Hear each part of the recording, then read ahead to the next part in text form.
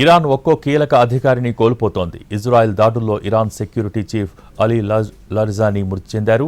టెహ్రాన్లోని పర్డిస్ ఏరియాలో అలీ లారిజానీ మృతి చెందారని Israel ప్రకటించగా Iran సైతం ధృవీకరించింది.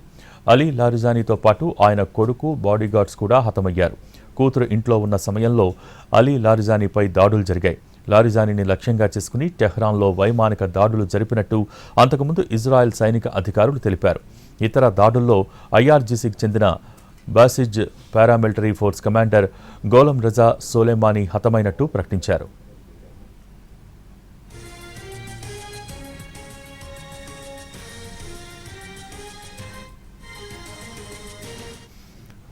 అలీ లారిజానీ 1958లో ఇరాక్లోని నజాఫ్లో సంపన్న కుటుంబంలో జన్మించారు. ఆయన తండ్రి ప్రముఖ మత గురువు. గణితం, కంప్యూటర్ సైన్స్లో డిగ్రీ చేశారు. యూనివర్సిటీ ఆఫ్ టెహ్రాన్ నుంచి వెస్టర్న్ ఫిలాసఫీలో మాస్టర్స్, పీహెచ్డీ చేశారు. తత్వశాస్త్రంపై లారిజానీ 6 పుస్తకాలు రాశారు. ఇరాన్లో ఇస్లామిక్ రిపబ్లిక్ ప్రభుత్వాన్ని స్థాపించిన రుహల్లా ఖొమేనీ సన్నిహితుడైన మత పెద్ద కుమార్తెను లారిజానీ వివాహం చేసుకున్నారు. తొలుత ఇరాన్ రెవల్యూషనరీ గార్డ్స్లో చేరారు.